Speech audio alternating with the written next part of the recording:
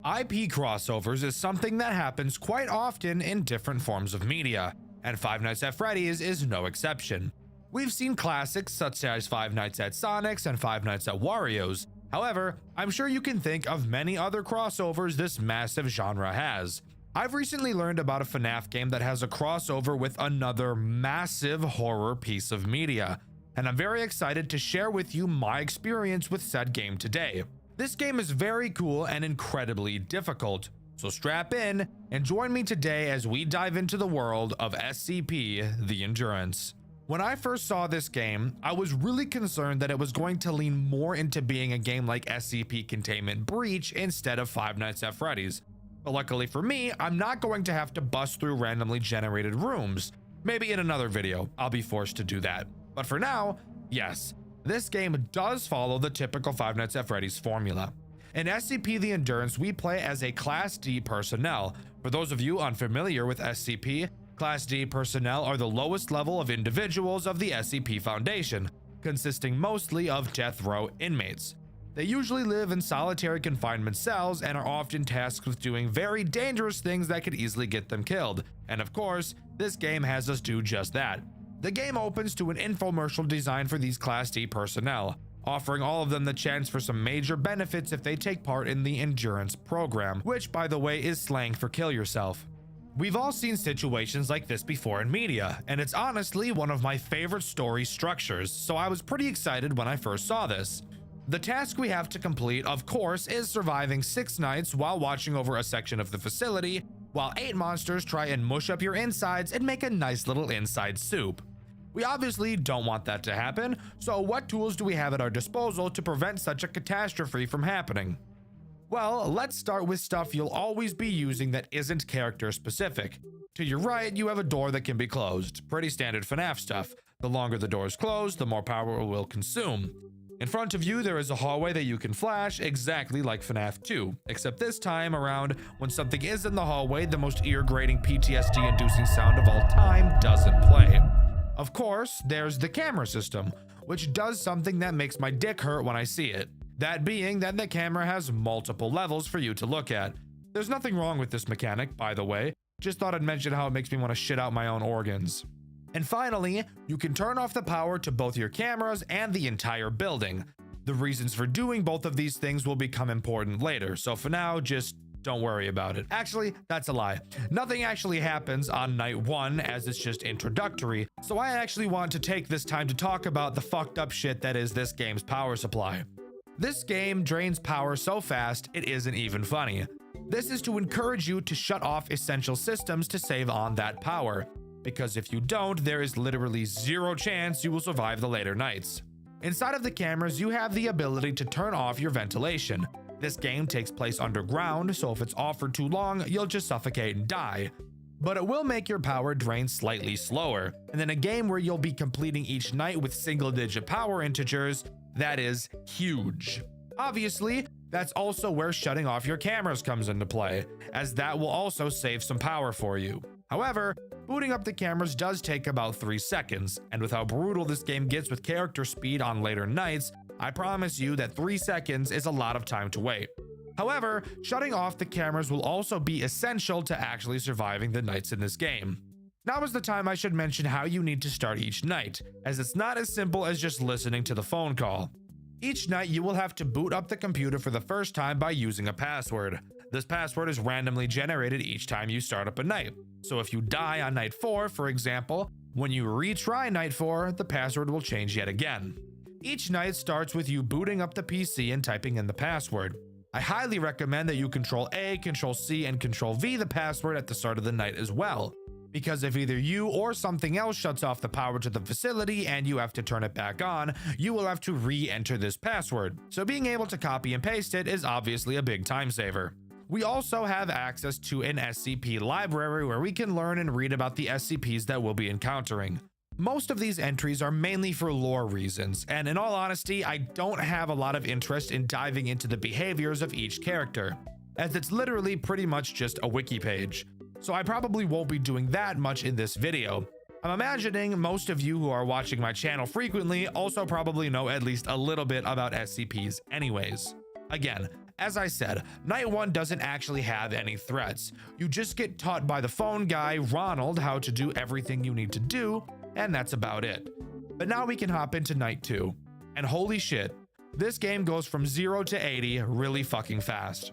But hold up guys, I want to take a little break here to tell you that this video is sponsored by me. For those of you who didn't know, I have channel memberships. I would never ask anyone to do this as I don't even have any interesting perks attached, but if you really enjoy what I do and would like to support me a little bit extra, that's a great way to do it. Also, if you'd like to actually get something for your money in return, I have a merch store with some designs I commissioned from a fan, the same fan who actually drew these new character PNGs. So if you'd like to have my silly little demon character on your clothes, then that's a great place to go do that. And hey, if enough people end up liking that stuff, I will 100% get some more created in the future, and maybe even commission some more fan artists for some uniqueness in art styles. You can find the link to that in the description of this video. Sorry for the interruption, let's talk about the bullshit that this game has to offer. Night 2 introduces 5 characters. That is over half the fucking roster on Night 2.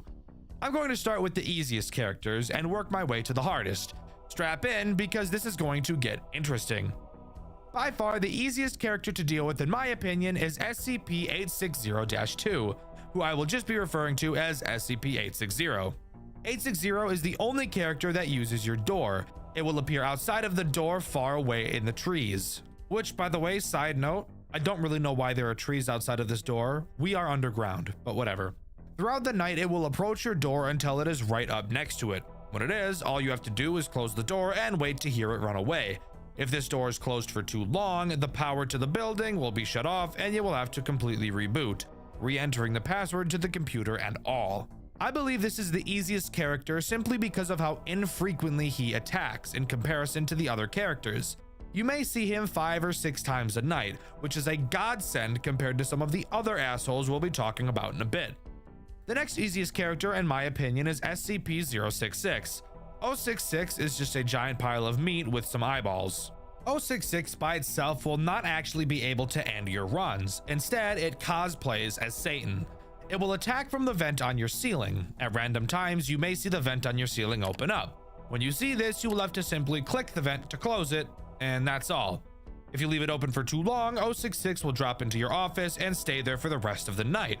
While there, it will slowly increase the AI values of all of the other characters, which by the way has the chance to increase their AI values over the max 20, which yes, will still make them harder. It also has the random chance to play sounds at 140 decibels, so just like, really don't let him into your office. You may be wondering why I've chosen to call 066 more difficult than 860, despite the fact that all you have to do is mindlessly click when you hear a noise. Well, that's because 066 is probably the fastest character in the entire game.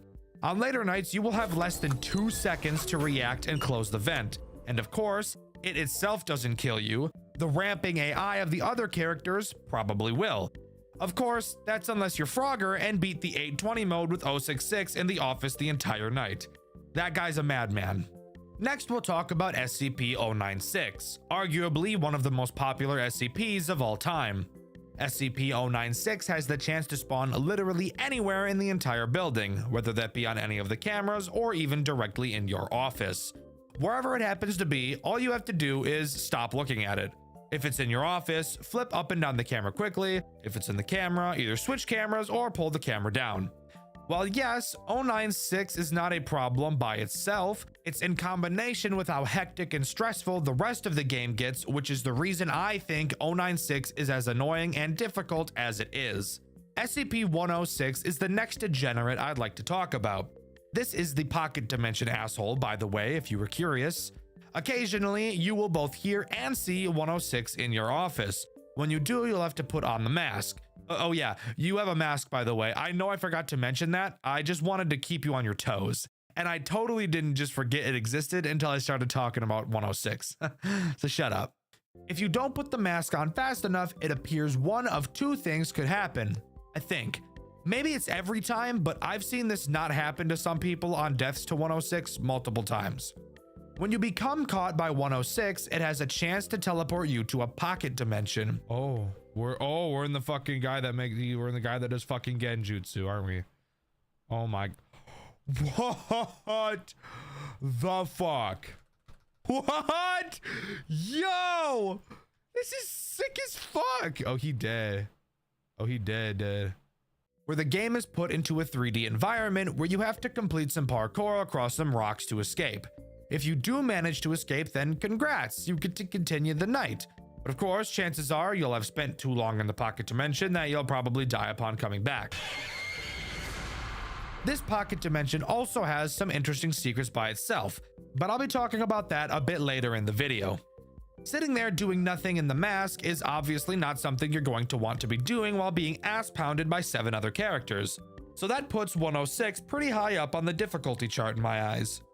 SCP-173 is by far the most grueling and annoying character in this entire game. He acts as this game's main reason for using the cameras, which also really sucks because in most cases you'd prefer to have your cameras off just because of how horrifically quickly the power drains. 173 will slowly move throughout the building until it gets to your vent. You may notice to your left a giant vent is open on the wall. Yeah, if he gets there, you're dead. So, how do you stop him? Well, by staring at him on the cameras, of course. 173 has this super awesome and totally not penis tearing attribute where it will never move backwards and only forwards. So you really have to make sure you have your eyes on this thing the entire night. However, I should mention that once 173 gets to your office, that it's not an immediate game over. Oh, hey, I'm not blinking. I am not blinking and I'm looking right at you. Looking right at you. There's actually 2 phases it will have to get through before it can slither inside of you like one of those parasites that will swim up your urethra if you piss in a gross lake. I don't know. In true 173 fashion, if you're looking at him, he won't move. But if you open the cameras, turn to the side to deal with 860 and the door, or anything else that blocks your view of 173, it will move through its phases before blowing up your anus. Again, 173 is easily the most difficult character throughout this entire game, only being rivaled by one other asshole who we'll talk about later. But for now, if you can deal with all of that bullshit combined, you will successfully beat Night 2. Yeah, did you forget we were only talking about Night 2? Yeah, there's still 4 more of these, so strap in. Night 3 introduces one new threat. Nah, I'm just fucking with you. It introduces the remaining 3 because fuck you. Those characters being SCP-049, SCP-1048, and SCP-079. Only one of these characters is actually a big issue, so let's talk about the less annoying 2 first. Let's start with what I feel is the easiest to deal with of these 3, SCP-1048. It's just a teddy bear, but a teddy bear that can move, to be fair. It takes advantage of your hallway. Appearing in it throughout the night, it will try to enter your office and murder the shit out of you. All you have to do is keep your flashlight on him to push him backwards. Not hard at all, just another power waster of a character. SCP-049 is the Plague Doctor, and I honestly wish I had the plague while playing this game so that I had a good excuse to just kill myself rather than continuing. 049 makes use of the 2 lockable doors on the bottom layer of the cameras. You can only lock one of these doors at a time, and thankfully doing so doesn't waste any power, and they don't unlock if the PC is shut off. If you see 049 at either door, simply lock it and it'll be no problem. The actual difficulty of 049 just comes in the likelihood that you will forget he even exists, and only remember once you find him in your office. And finally, the second most difficult character in SCP the Endurance is SCP-079. This guy is just a little quirky fella, really. He's just a bored little guy that really wants to play tic-tac-toe with you. What is this?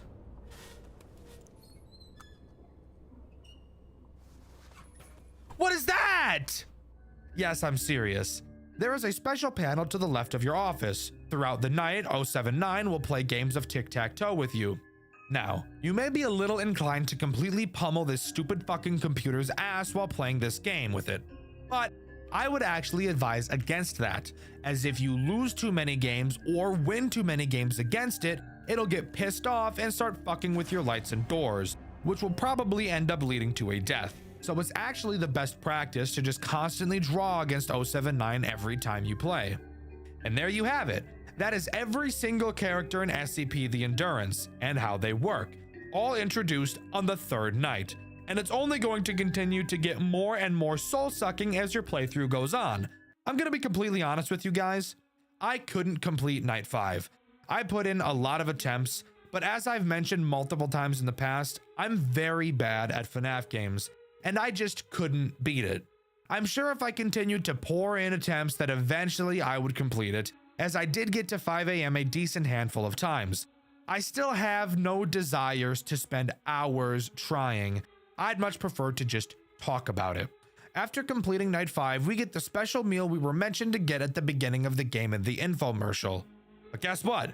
We're still depressed because we're still in solitary confinement, and I'm about to tear my hair out, except I've already torn all the hair out of my head, so you'll have to use your imagination to figure out where I'm tearing the rest of my hair from. However, we're not done talking about this game quite yet, as there still are some cool things that it has to offer. Mainly, now is the time I want to talk about SCP-106, or Larry's Pocket Dimension, and how important it is for unlocking both Night 6 and this game's secret ending. The first step to unlocking the secret ending is finding the 3 burnt pages in Larry's Pocket Dimension. There are skeletons all around this dimension, and every time you enter, a piece of a burnt page will appear next to one of them, which, yes, means you will have to go into his pocket dimension multiple times to acquire them all. The platforming in this game does make me want to skin a puppy alive, but hey, it's a FNAF game, not a platformer, so I guess that means something. Oh, and you want to know the best part? The pocket dimensions are totally random, so you could get the pocket dimension to spawn the same page multiple times, which means in theory it could take hours for you to ever be able to collect all 3. And you can't do the secret ending until you get all 3 of them, even though the code on it doesn't change. So that's realistically probably the worst part of this entire game. Spoiler alert, FNAF fans aren't a super huge fan of RNG. Who would have thought? Once you get all 3 pages and escape, you will be able to put them together in your office to reveal the code PGF4B. Typing this code into the computer instead of the one on the sticky notes will unlock Night 6. Night 6 is where you can get the secret ending. Not only is Night 6 hard as fuck, but getting the secret ending only makes Night 6 even harder. Once in Night 6, you will want to once again type in the burnt note code PGF4B. After it boots, you'll want to type in the command run power manager. This will give you a special tab on your second monitor that you can use to control all of the power in the building. This is where the secret ending makes Night 6 very hard. Obviously, Night 6 by itself is already difficult, having several threats to keep track of and having to react very quickly to all of them. However, the additional tasks this secret ending requires only serves to add more confusion and stress to your plate. In this new Power Manager menu, you will be able to click through every room of every floor in the facility. It looks a lot more confusing than it really is. The only sections that matter are the rooms that contain the elevators. You'll have to go to each elevator room and turn the power to each of them on by manually typing in codes. This section heavily reminds me of some of the tasks you're required to do in Banshee, another FNAF game I've covered on this channel. You should definitely watch that video after this one if you haven't already, by the way. This is the main reason I think this secret ending is so stressful. There is already so much bullshit happening at the same time that to add in precision typing on top of that really makes for a super tense experience. And while no, I never did it myself, I applaud anyone who was actually able to pull this insane shit off. After turning on the power to each elevator floor, our character will actually speak. It worked! I can finally get the hell out of here. Which is where I learned that we play as a female throughout this game. Not that that really matters, just something I wasn't expecting. We get a final cutscene of our inmate leaving the building, avoiding all the characters she'd been going up against thus far, and escaping the facility, only to find out that she was right in the sights of an SCP worker's gun. We never get to see if the bullet hits her, but we can only hope it didn't and that she was finally able to escape. But don't click off the video yet, you little piece of shit! I see you checking how much longer there is trying to fuck up my retention. Stop it! You stop it! Naughty! Anyways, I've still got something else I want to talk about in this game that I think is really cool. So, it's becoming more and more common for FNAF games to integrate Game Jolt achievements. I think that's awesome. I think achievement hunting is super cool. But something I notice about a lot of these FNAF game achievements is that they're boring. Oh, beat night 1, beat night 5, beat night 6. Beat all 20 mode, stuff you would imagine people are already doing, which I feel makes them not feel like achievements a lot of the time. SCP the Endurance also has these achievements, except I've noticed that it also has a lot of super fun ones, so I'd like to dedicate this section to talking about those achievements. The first achievement I want to mention is called Seriously How. It can be achieved by dying on night 1. You may be wondering how that's even possible, considering there are no characters active and you have unlimited power. Well, there still is one way to kill yourself during night 1, and that's by turning off the ventilation and suffocating yourself. If you do that, ta-da! You've got yourself an achievement. It's a goofy one, yes, but I still think it's pretty cool. The next achievement I want to mention is called Ah, There You Are. This achievement can be obtained by allowing SCP-1048 to completely enter your office. Once he does, if you spam click his nose enough, you'll get this achievement. Yes, quite a few of these are pretty silly by the way, but that's why I like them. The next achievement is called Oh Whoa, What's This? Hey, shut up. I just told you they were silly. This one can be achieved by simply using the command commands or help in the terminal. You're a femboy, aren't you? Don't lie. I said oh whoa and I saw your little stupid ass fucking light up, freak. The next interesting achievement is called One Step Forward, Two Steps Back, and can be achieved by collecting one of the burnt notes in 106's pocket dimension and proceeding to fall out of the world and die. Interesting that they chose to call that an achievement, considering you didn't actually achieve anything at all. There are also 2 achievements that can be incredibly difficult to achieve. The first of which is called Catch Me If You Can. You get this achievement by surviving the night after aggroing SCP-096, which isn't necessarily too hard if you aggro him right at the end of the night, but you also have to hope that you can find him right at the end of the night. The other, much more difficult achievement is Staring Contest. This one is ass, I can't even lie to you. You have to let SCP-173 into your office for at least 1 entire hour of the night, so 1 minute real time. This is disgusting because you literally can't look away from him, and not looking away from him for a minute will require a good deal of luck to not get butt banged. There's also a really silly achievement called L+ ratio, wherein you complete night 3 without ever looking at the cameras, which I'm not going to lie, just sounds like complete hell. And finally, the last achievement in the game, which I would actually say is worthy of getting a trophy, is called My Goals Are Beyond Your Understanding, which is achieved on night 6 if you turn off every single light in the power manager, then shut off literally everything in the office that you can, leaving you completely vulnerable in literally every way possible. Doing this isn't hard. Doing this on night 6 definitely is. But as far as I'm aware, that's all SCP the Endurance has to offer. Overall, I think this game is incredibly solid. It was in development by one person for over 8 years, and I think it turned out great. Yes, it's really hard. Yes, I think the burnt notes being RNG is bullshit. And yes, I think the game giving you little to no hints for anything in the game is pretty ass.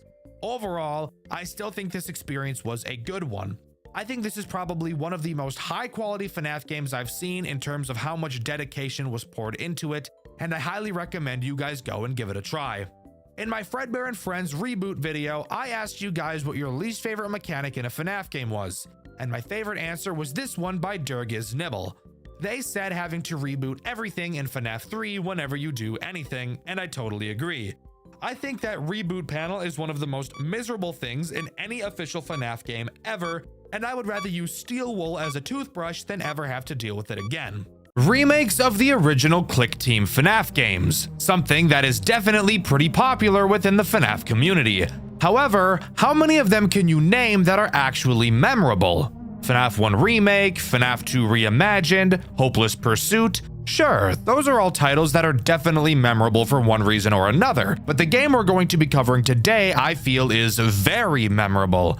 A game I only discovered recently and I really enjoyed. Today, we'll be talking about Five Nights at Freddy's Legacy, a recreation of the first FNAF game with so many changes, it's hard to tell that's even what it is. So strap in, because we've got a lot to talk about this time around. Join me today as we clap our cheeks into the world of Five Nights at Freddy's Legacy. Legacy does not begin in a very typical FNAF fashion. We begin in this red void of smoke, and a disembodied voice of who knows who speaking to us. They ask if they've reached us, and after confirming, they ask us the question, do you know what happens when the past gets infused with agony? After explaining that the answer is that it changes, they ask us one more question. Why did we drown in the lake? They say that we've disturbed its peace. Not knowing what it is, the voice tells us we've brought consequences. So this tells me that this disembodied voice is most likely Old Man Consequences, from referencing the lake, the literally saying consequences, to of course the red background. That's really the only line I can draw as to who this is. But with that, we're booted to the menu screen and we can really begin. But of course, this game is still not done being extra. Upon starting a new game, we get what feels like a teaser trailer for the game, but it's inside of the game. I have no idea, it's really goofy and unique and I like it. But would you believe me if I told you that even after that, this game is still not done being itself? Let's just say that, because it's not. Afterwards, we get an opening cutscene. Hello, my name is Ethan Caldwell, and tonight we continue our coverage of the developing case surrounding the mysterious disappearance at the recently reopened Freddy Fazbear's Pizza. The public had been captivated by the case. The missing security guard, 25 years old Daniel Grace, had last been seen arriving late for work on Monday night. No official causes had been released by officials, but the bizarre circumstances of Grace's disappearance have fostered speculation. Tragic accident, or was something more sinister involving the recently reopened Freddy Fazbear's Pizza? Very interesting opening cutscene. Voice acting, not terrible at all. Really setting the scene. I'm enjoying this. What happens next? Oh my god, we're still not done being extra. Okay, that's fine. I can work with this. After watching the cutscene, we begin outside of the building and actually have to walk inside and into the back room to start doing tasks before the night truly begins. As far as I'm aware, there's nothing interesting you can find while walking to this back room. Oh, yeah, fat motherfucker. Jesus. Ugly, yeah. So once we get there, we can explain the downloading log task minigame. It's very simple. You have two monitors. One monitor you can use to download the phone call for each night so that you can listen to it later. And you can also read some interesting information. The second monitor is a camera feed that auto-scrolls through the cameras in the building. All you have to do is download the phone call by clicking and holding. And if Bonnie ever comes into the back room with you, just hide under your desk until you hear him leave. Oh my fucking Christ. Oh my god. Hey, Bonnie's on the move again. Why are you looking at me like... He's giving me that dream angle, bro.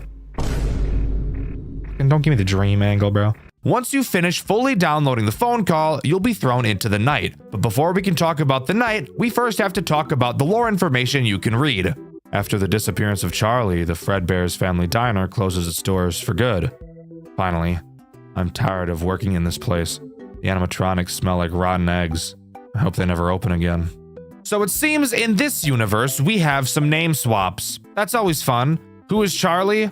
I have no idea. However, it's pretty clear he's dead as fuck. Not very Riz, but okay, you do you, I guess, boo. They say the animatronics smell like eggs. Weird diss, I suppose, but there are probably dead kids in there, so I guess that checks out too. Anyways, onto the actual night section. How does that sound? Night 1 gives us literally the longest phone call on the face of the planet. Seriously, it lasts until 4:30 a.m. Please God kill me. Anyways, fuck what the phone guy has to say. I'm gonna do it for him. My voice is way better, and I know you guys have some odd things to say about my voice. Yes, I read every single comment I get, by the way, guys. Some of you are fucking freaks. Behave. Let's start by talking about your office because it is a little different from FNAF 1. You do still have two doors, so that's nothing new. On the left side, you'll be able to flash the light down the hallway and hold the door closed. Simple sugar. This is what I do to my Willy in bed. I just fucking rock it back and forth. I'm gonna shut up. The right side, however, is where things start to get a bit different. You'll notice there's no door. Well, uh-oh. Where the fuck did it go, huh? Well, joke's on you, there was never a door there in the first place. Why the hell would this company install a door on one side and not the other? I have no fucking idea. Someone clearly did the budget very poorly and they should be ashamed of themselves because this is just embarrassing. To compensate for no door, you can flash your flashlight down the hall and see a grand total of fucking nothing at all because your flashlight is actually ass. But who cares, right? Let's just hope we never have to use it. In front of us is a monitor that surprisingly is not our camera. On it, we have 3 options: reboot, alarm, and vent. I literally never once used the reboot menu, so I'm just gonna pretend like it doesn't even exist. The alarm and vent sections, however, are important, and I will explain them more once they become important. Anyways, who are the big bastards introduced on this night? Well, it's a remake of FNAF 1, so that should be pretty obvious. Night 1 introduces Bonnie and Chica. Don't click off the video! I promise they're interesting and do wildly different things than what they do in the original. I wouldn't be covering this game if they didn't. I promise. Let's start with Bonnie since we've already encountered him in the pre-night minigame. Bonnie can attack both your left and right doors. Fuck. I was hoping we could avoid using the flashlight, but I guess I'll just put my balls in a vice grip then, who cares? Bonnie is a shy little autistic emo femboy and doesn't handle eye contact very well. So if you stare at the camera he's on for too long, he'll crank that Soulja Boy and knock the entire thing offline for the rest of the night. Which, by the way, the phone guy mentions that the repair for said camera will come out of our paycheck if that is to happen. And since we're living in FNAF world where we're making a whopping $100 fucking a week, I highly doubt one of our paychecks would even be enough to pay for that anyways. So let's really try to prevent that from happening, shall we? If Bonnie chooses to attack your left door, you will be able to see him in the hallway when you use your light. From that point, just hold the door closed until you hear him bang on it and congrats, problem solved, he'll go back to the stage. Bonnie's attack on the right door is a little bit more interesting. When Bonnie gets to the right door, he will literally enter your office, which is just not a fun sight at all and will in fact make your blood pressure spike to 168 in a fraction of a second. Once he's in your office, you'll have to use the alarm system to make the loudest fucking noise of all time. And when you do, he'll run away because it's too loud and overstimulating. And remember, he's a little autistic, he's sensitive to sound, so you're really just bullying an autistic kid. That's not very epic, but do what you gotta do, I guess. Chica, on the other hand, also has 2 means of attacking you. The first has her go to a certain camera. Now pause for a moment. I want you to take a look at her belly and tell me, what camera do you think she goes to? If you said the bathroom to shit, I'll give you half points because she does travel through the bathroom. Chica's looking me in my eyes. Look at a cupcake. Look at a cupcake, bro. Look at his eyes. He's trying to seduce me and shit. And it's like low-key kind of working. I meant what? But no, the actual answer is the kitchen because she's a whale. If she's in the kitchen, you will have to use the bell button to scare her away. If you're wondering why the sound of a bell that signifies that food is ready would scare a hippo who eats for a living away, the answer is because she gets scared that the food has already been served in the dining room and she's really scared that she may have missed it and maybe the kids in the dining room have already started eating, but she actually has a rule in her house where nobody is allowed to eat until she's full, except spoiler alert, roly-poly ass chicken bitch is never full, so all of the kids starve and die. Anyways, move.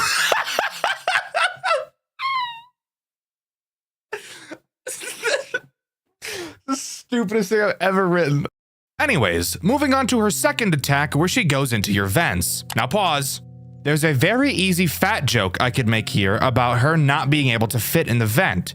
However, I would never make a fat joke, and this game indirectly makes one for me. Let me explain. Throughout my playthrough, which you can see over on my second channel, Dxtr Black, Chica attacked me through the vent no more than 3 times ever. For some reason, she just doesn't really ever do it, which would lead me to believe that my headcanon, that she's such a fat bitch. Which would lead me to believe that my headcanon that she's such a fat bitch that she's too scared to try and move through the vents would be correct. If you want to hear my alternative headcanon as to why she doesn't attack through the vents, even though she's programmed to, it's that she'd much rather go to the kitchen where the food might be. Pig ass fucking robot bitch. Anyways, if she does go through the vent, she'll make a sound cue, and all you have to do is use your monitor to seal the vent until you hear her leave. But hey, not so bad. Pretty easy to understand overall. With that, we complete night 1 and can move on to night 2. But of course, before we can start night 2, we have a pre-night phone call to download. Fuck actually talking about the minigame part, it's literally identical to night 1, and the remainder of the nights are as well. But we can of course talk about the lore we can read during it. Finally got the job here at this new Freddy's location. I can't wait to start tinkering around with those animatronic models. They're supposed to have this new advanced free roam mode? Crazy technology. This message seems to be coming from a possible new hire technician designed to work on programming the characters. In the night 1 phone call, the phone guy mentions that the characters were specifically programmed to walk around at night to stretch their legs. So maybe this guy is the guy that chose to make that decision, even though there's literally no need for it whatsoever. This guy just seems like the type to get way too excited over his interests. He probably has a pony jar, I'm just saying. Night 2 begins with the phone guy talking literally as long as he fucking can. This phone call lasts until 2:50 a.m. So that's just awesome.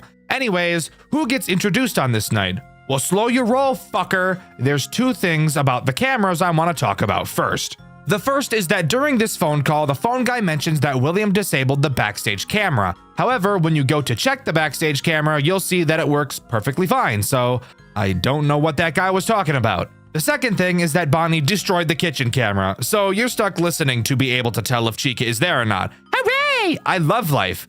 That's a lie, I don't. Anyways, back to who gets introduced on this night. Well, guess what? It's nobody. Nobody is introduced on this night. I'm fairly certain that night 2 is when Bonnie and Chica are allowed to start using their second form of attack. Bonnie's right hall attack and Chica's vent attack. Maybe. I'm not really sure exactly why nothing new is introduced here, if I'm being honest, but that's what happens. Anyways, let's move on to night 3. Maybe something new will be added there. Night 3, phone guy only talks until 1:53 a.m. So hey, I guess that's progress. Night 3 does actually introduce something new, but before we talk about who it is, I want to mention something the phone guy brings up. He says that William ordered 2 vintage animatronics, a type of animatronic that they don't make anymore, from an old location. Now, I'm not a genius, but it also doesn't take a genius to figure out that he's undoubtedly talking about Fredbear and Spring Bonnie.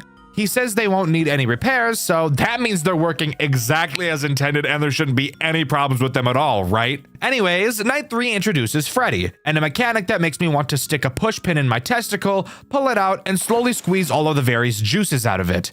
Freddy stays on stage for a majority of the night. However, whenever he damn well pleases, he will choose to leave with a sound cue. When he does, you will have to find him on the fucking cameras as he teleports to a random one. God damn, guys, I'm getting real sick of this mechanic, you know that? Anyways, luckily, Freddy can't go to literally any camera. He can only teleport to the backstage camera, the arcade camera, the dining hall camera, the restroom camera, or the entrance camera. Basically all the fucking cameras. Once you find which camera Freddy went to, all you have to do is use a camera flash to send him back to the main stage. I know I haven't talked about the camera flash yet, but this is really the only occasion you ever use it. So I thought, why bring it up earlier? Anyways, let's move on. You don't need to hear me explain my thought process for pacing while I script. Let's continue. Actually, now that I say let's continue, I'm noticing that's the only thing night 3 introduces, so we should probably move on to night 4. But hold up! After beating night 3, we actually get a post-night 8-bit minigame. And this is actually the only post-night 8-bit minigame throughout the whole game. In this minigame, we play as William inside the restaurant. Upon trying to leave the room, we're told to get what we need. After what took me probably 5 fucking minutes of trial and error, I finally found out that you need to interact with this very obvious looking present on this table. You might be wondering how it took me 5 minutes to figure that out, and that's because I tried it right away, but nothing happened. The hitboxes in this minigame are some of the most retarded, inconsistent shit I've ever seen. If I had to pick a least favorite moment from this entire game, it would undoubtedly be playing this minigame. Anyways, after opening the gift box, we get a knife and can exit the back room. Outside of it, we find a crying child asking for his parents. We tell him we know where his parents are, and upon following us to the back room, we fucking murder him, smiling the entire time. What if I just don't? Can I just choose to like not do that? Maybe that's a crazy ask. Okay, I have to. Damn! Based. Based. Everybody, it's based. Based and rizzed. Based and riz, bro. Anyways, on to night 4. Night 4 has the phone guy relapse and completely break all of his progress he's made so far as he yaps until fucking 4:06 a.m. Jesus Christ, bro. There cannot be that much to talk about. And in truth, there really isn't. 80% of his phone calls are made up of awkwardly laughing at the unfunniest joke you've ever heard really slowly, and then pretending like the joke he said he didn't even say. Interesting. Let's just say the camera now has a new perspective on the floor tiles. Oh. Yeah. Yeah. I don't know. Phone guy is a character for sure in this game. Anyways, what's introduced? Night 4 introduces one new threat, that being Foxy. The final threat this game introduces, actually. And if you know my videos, you know I'm fucking lying and we're gonna introduce some more later, but fuck you. Foxy is probably my favorite character in this entire game, having his attack act as sort of a minigame reminiscent of Five Nights at Candy's 3. Very vaguely. Foxy will slowly appear out from behind his curtains, which, in all honesty, these Foxy frames are probably the creepiest frames throughout the entirety of this game, if I'm being honest. They're not like literally scary, but the positions he's in, mixed with how large he is, just makes him feel very uncomfortable. Anyways, how does he work? After he leaves Pirate's Cove, you will be able to hear him running towards either your left door or your right door, and very intense music will start playing like it's a fucking boss fight, which I think is really cool. If he runs towards your left door, all you have to do is close the door until you hear him bang on it. If he runs to the right door, all you have to do is hold your light on his face until he runs away. Where this becomes slightly reminiscent of Candy's 3 is that he will move around and attack multiple times, going back and forth between the two doors as many times as he'd like. Is it hard? No, and in fact, literally every other character pauses while Foxy is attacking you. So that's very RNG considerate. Thank you guys greatly. But yeah, that's about it. Pretty fun character overall. Gets your blood pumping a bit, especially when you hear the music that starts to play alongside it. But anyways, on to Night 5. I lied. I have one other thing I want to talk about first. During the Night 4 phone call, the phone guy mentions that one of the animatronics they were shipping arrived early and was like nothing that was written down to be shipped. A single endoskeleton with a weird model they've never seen before and very sharp fingers. They say they're leaving it in the safe room for now until they know what to do with it. First of all, I should mention that the safe room is a camera that you have never been able to access since the start of the game. The second thing to mention is that I'm not like an expert, and I'm really bad when it comes to the official FNAF lore, like criminally terrible, and if I'm being honest, I actually don't even like the official FNAF lore, and I haven't since Pizzeria Simulator. But that endoskeleton sounds a lot like the Mimic to me. Maybe I'm just a bit nutty, but I bet I'm not. 6 a.m., bro, let's do it. Easy peasy lemon dick. This is Henry Emily, the founder and, for better or worse, the sole person responsible for this place's continued existence. Oh my god, it's the fucking Mimic. So yeah, after beating Night 4, we get a scrap minigame with what I can only imagine is the Mimic. And of course, this minigame works exactly how the minigames in Pizzeria Simulator work. Play some weird-ass sounds, document results. Watch the fucker across the table move in ways you'd really prefer it doesn't. You know, FNAF shit. Shit we're all used to at this point. But after you get jump-scared by the Mimic, we can talk about the pre-Night 5 minigame. Dexter, you've already said these don't change. Well, you're right. It really doesn't change from the other 4 we've done. However, on this night, we also get access to the admin panel where we can actually enable the safe room camera's access. Oh yeah, and we also see M2 plans that are redacted. I'm pretty sure being references to the Mimic, and Charlotte being redacted too. Dead kid stuff, who cares? I want to see this camera, bro. Oh, I see. Yeah, I don't like that. I don't like that one bit, I can tell you what. Well, we're gonna talk about those guys a bit later. For now, let's just talk about Night 5. Night 5 is pretty boring overall, being a harder version of Night 4. That is, until you beat it. That's when something I wasn't expecting to happen at all happened. Connection terminated. I'm sorry to interrupt you like this, but I'm afraid your time is up. Your curiosity and your need for answers are what first brought you here. And now, they have become your undoing. Because all those who enter this place are doomed to never leave. There are monsters who steal others' voices, monsters who steal others' souls, and then there is you, the one who craved to learn more than he should, and more than he ever will. You will not find the answers you seek here, only your ruin. But while your sacrifice will be forgotten, the impact it will have will not, as the wounds of the past left to fester can finally heal. There will be no more suffering, no more loss, only peace. Peace and a forgotten tomb sealed away, never to be opened again. It all ends tonight. End communication. Holy shit, we're getting a Golden Freddy boss fight, and it actually has the most badass intense boss music I've ever heard in my fucking life. Golden Freddy isn't very complicated, but he does attack you very quickly, so you'll have to stay on your toes. And of course, he has several attack methods at his disposal, which are all inspired by the attacks of the other characters in typical boss night fight fashion. His first attack has him appear at your right door. All you have to do is hold your light on him until he goes away. His other attack has him pull a Freddy and have you find him on the cameras. However, this one actually proves to be easier than Freddy is, since he actually only appears on 2 cameras, the back room and the entrance. And that's actually it. Dxtr, that's it? That's all the final boss of this game has to offer? Really? Hey, shut the fuck up. Look at how much time is left in this video. We're not done yet, bro. Sit the fuck down. About 30 seconds into the night is when you'll notice that all the other characters are still active. What the fuck? This is why Golden Freddy only has 2 attacks, because he's in addition to everything else you've already gotten used to, mixed with the incredibly intense music, the fire all over your screen, the shit in my britches. This serves to be one of the coolest boss fight nights I've ever seen in a FNAF game. It's so fun.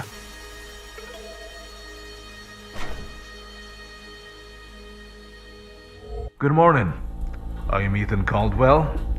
We're coming to you with breaking news. A catastrophic fire has reduced a newly reopened Freddy Fazbear's Pizza to ashes in what officials are calling a nightmare scenario. Flames tore through the building just after 7 a.m., with witnesses reporting smoke so thick it bloated out the morning sun. Firefighters arrived, but the inferno had already consumed the entire structure.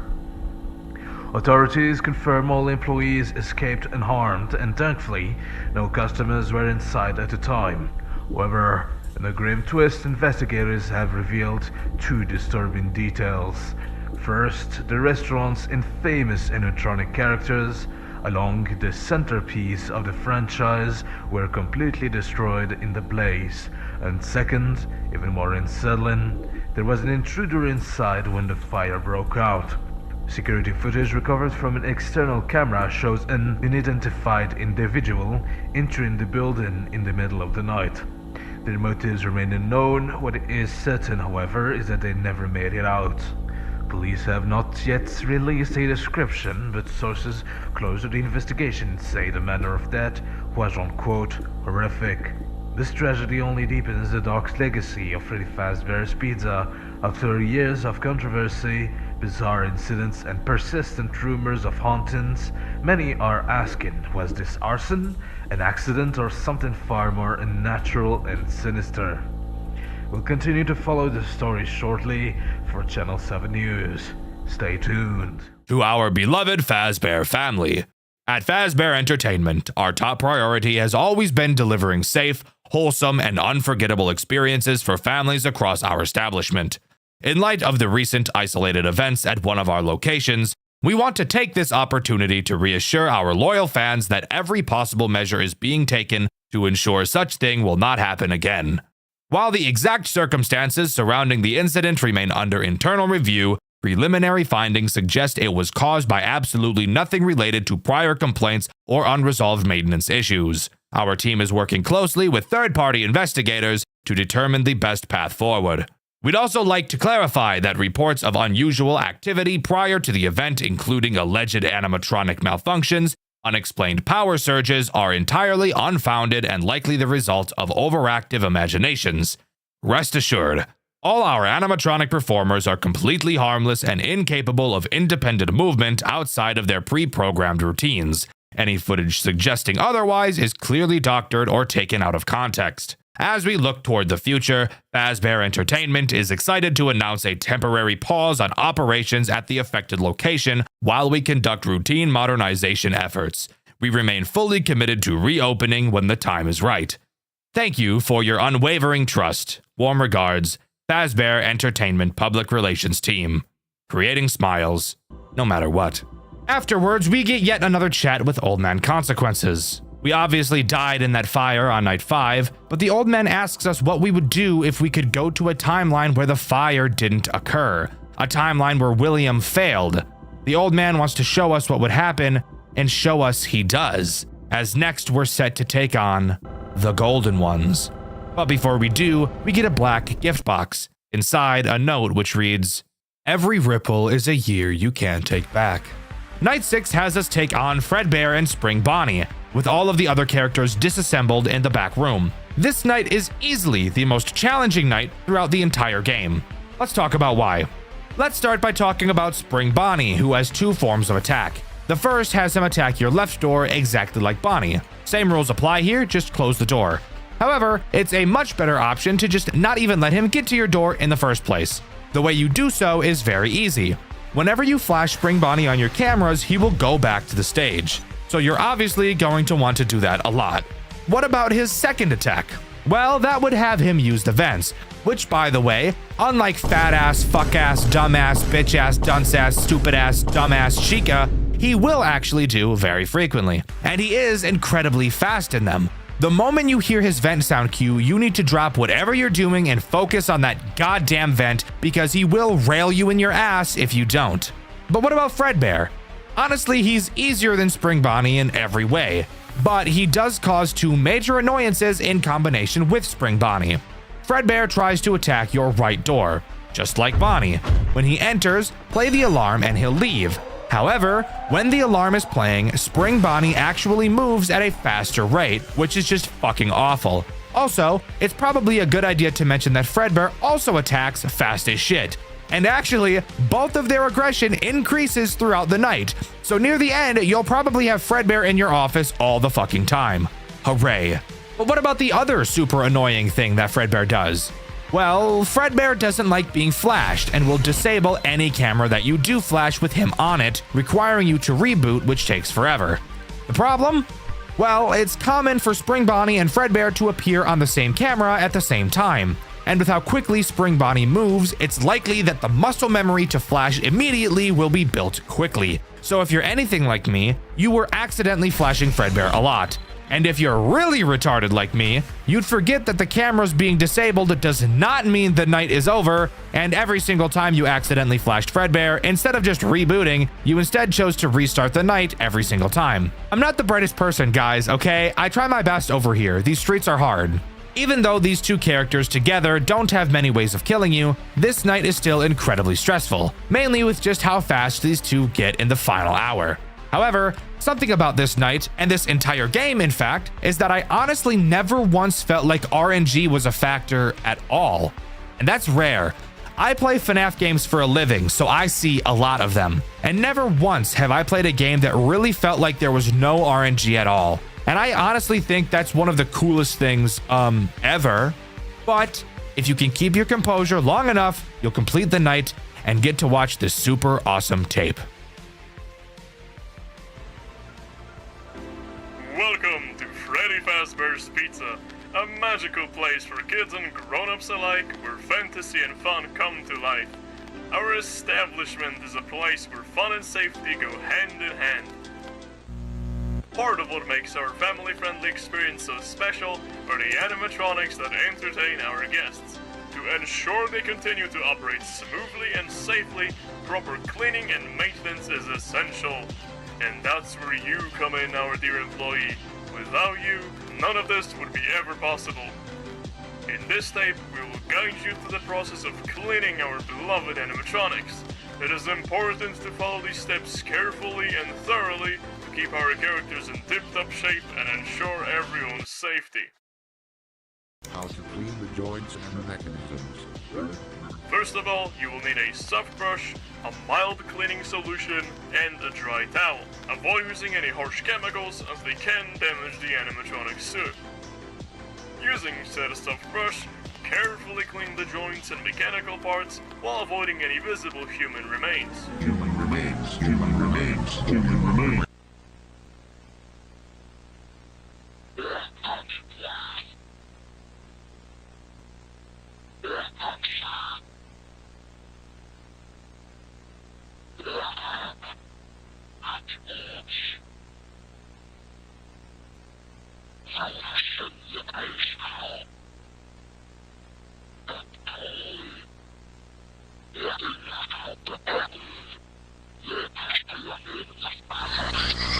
And once you finish cleaning, give yourself a pat on the back and a complimentary slice of pizza and climb into the animatronic.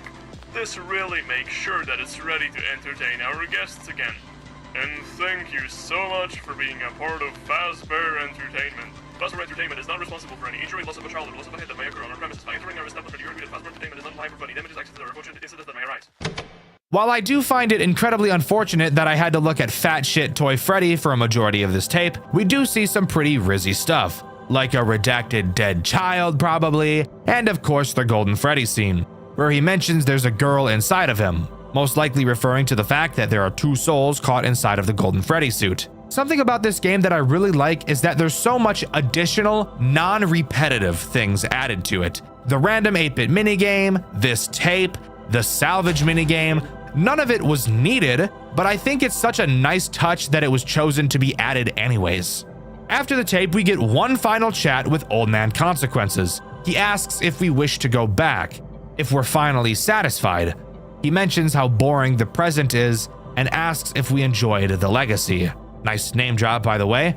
There's also like so much other bullshit he says in this final cutscene. I'm gonna be real, guys. I just cannot be fucked to try and understand it. There's so much random symbolic shit about like the lake being a mirror and being pulled out when you're choking from drowning in the lake, but the lake is a mirror, so what the fuck? I hate metaphors and I don't want the headache. I'm sure whatever this means is super deep and cool, but I'm not about to spend the next 5 hours writing a fucking MLA format essay trying to decipher it. Not my forte, thank you. But with that, that's all Five Nights at Freddy's Legacy has to offer. Overall, I think this game is probably my favorite reimagining of the original FNAF game that I've ever played. Each character feels super unique, and even the typical boring characters have multiple ways to attack you, which keeps them interesting the whole time. There's so much extra things added throughout the game to keep the loop exciting. The game looks amazing, the story is intriguing and mysterious, which I know a lot of people really like, and I would definitely recommend you go and give it a try. Five Nights at Freddy's games don't scare me. Even the jump scares never typically get me to scream, shout, quiver in my boots, and defecate in my britches. However, the game I'll be covering today did. Not only that, but this game, this masterpiece, is probably one of, if not the coolest Five Nights at Freddy's fan game I've ever played. Today, I'll be covering their return to Bloody Nights. Released in 2023 on Game Jolt by Kazovsky, it serves as a prequel to the official Five Nights at Freddy's series, taking place before the events of Five Nights at Freddy's 2. So you already know this game is about to be packed to the brim with lore, and after hearing that, I really begin to quiver in fear, because covering lore makes me want to drop cheeks on my desk and quake my entire house. I personally care much more about gameplay. Can't enjoy the story if the game itself is worse than shitting in a public school bathroom. So let's jump right into the return to Bloody Nights. I'm sure I won't lose my mind, even a little bit. Starting up the game, we're greeted to an opening cutscene, where we can see Spring Bonnie playing a tune and getting his jiggy on. We appear to be inside a Freddy costume, and given when this game is taking place, I can only assume that this is either a Golden Freddy suit or a Fredbear suit. Looking around in the suit, I noticed literally Satan chilling in the darkness. Sup, Satan? And shortly thereafter, we're thrown into the menu. The return to Bloody Nights has the typical Five Nights formula, with a difficult sixth night at the end. Split up into days of the week, it gives it a bit more character, which also makes sense. When a girl asks you what day it is, you don't say the fourth day, you say Thursday like a normal person. But all you little freak geeks probably respond by instantly jeebing in your pants because a woman has never spoken to you before because you're chronically online. Don't lie, we all are. Nothing to be embarrassed about. Jumping into night one, we first have to wait for a phone call to play out between Henry and William. Since this takes place before the official games, it can only be assumed that at this point in time, Henry already had his restaurant, and William was currently working on his own. Before every night, we get a phone call just like this. Henry checks up on William's progress with the animatronics. William talks and makes me incredibly uncomfortable. Seriously, the voice actors in this game did an amazing job of playing the parts. Oh, and I can't forget my favorite part, getting to hear Henry tell William that safety comes first about 800 times per phone call. I want to make sure that our establishments are safe for everyone who comes through our doors. I still want you to take your time with the project. Rushing things could lead to mistakes. But I do need to move quickly if we're going to open in time. I know, but Please keep safety in mind, above all else. Honestly, if I was William and I had to hear Henry tell me the same thing a million times, I probably would have killed those kids too. Moving into the office, we get to listen to yet another phone call. Holy shit, I'm gonna tear my pubes out. I know this game is more focused on lore, but holy shit, I downloaded the game to play it. If I wanted a story, I'd get a visual novel. In all honesty though, the in-office phone calls are actually also great. Again, the voice actor did an amazing job playing the part. He tells us about the restaurant, whatever the fuck. Tell me about the robots, bro. That's what I'm interested in. Night 1 introduces Spring Bonnie. I'm sure you could have guessed. This game takes place in Fredbear's family diner. We play as a guy named Scott, which I might add is probably the whitest name of all time. Spring Bonnie does exactly what you think he does. Starts on the show stage, shimmies around the cameras like he just sprayed some cologne in the air, and brings it around town to your right side office door. It's at this point where I should establish how the doors work in this game. You'll notice that there are no lights. However, you do have a flashlight, so you can flash that puppy into the doorways to see what's there. However, you'll notice that your flashlight doesn't illuminate the entire doorway, so you'll have to move your flashlight around to actually see the full picture. It's also because of this that we get my favorite part of this entire game. Oh my fucking god! Holy shit! Oh my god, that was fucking cool as shit. Oh my god, bro. Holy shit, that was awesome. The moment I saw this, I thought to myself, yep, for sure. This game's getting a white video. The fear in my voice in that clip was genuine. I know a lot of creators on this site like to fake and hype up their reactions because it makes good content, but if you watch my second channel, Dxtr Black, you'd know that all of my reactions are real. So not often will you catch me getting scared like that, but hot damn was this cool. As I'm sure you could guess, when you see Spring Bonnie in the doorway geeked out of his mind, you need to close the door and wait for a sound cue letting you know he's left. With only one animatronic, I'm sure you could guess that this night is incredibly easy, so let's move on to night 2. Night 2 introduces Fredbear. He acts the same way as Spring Bonnie, except he attacks the left door rather than the right. Since that's pretty boring, let's talk about the cameras and why I think this game does animatronic movement correctly compared to other games. Something I've noticed in a lot of FNAF games is that characters have a path. No shit, that's how it's always been. But you'll notice in most games that this path is very basic. For example, I move from camera 1 to 2 to 3 to 4 and then arrive at your door. Very basic. This game and a few others do something really cool.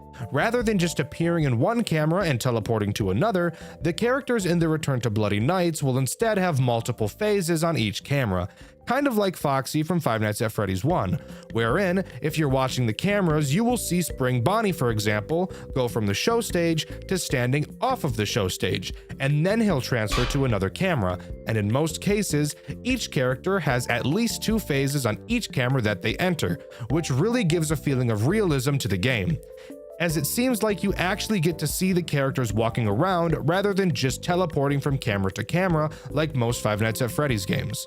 Another game that pulls this off really well is A Bite at Freddy's, a FNAF fan game I've covered on this channel, and you can watch my review of it after you finish this one. It's a fantastic video if I do say so myself, which I do. Anyways, on to Wednesday, which introduces 3 new threats, those threats being, hold on a second, 3 new threats in one night? Did I read that right? Hold on, let me check. Oh my god. Yeah, that's right. 3 new animatronics become active on this night. God damn. Talk about going from 1 to 100 in a fraction of a second, good lord. Well, let's start going over them, shall we? Starting with the least infuriating of the 3, we have the puppet. An area of your office I have yet to mention is the prize corner, which is directly behind you. Here you will be able to see prizes. Who would have thought? This is also where you can see a bunch of fun references like Sonic, FNAF, Cuphead, and a bunch more. I had a lot of fun pointing out as many references as I could while playing, which you can see in my full playthrough on my second channel, Dxtr Black.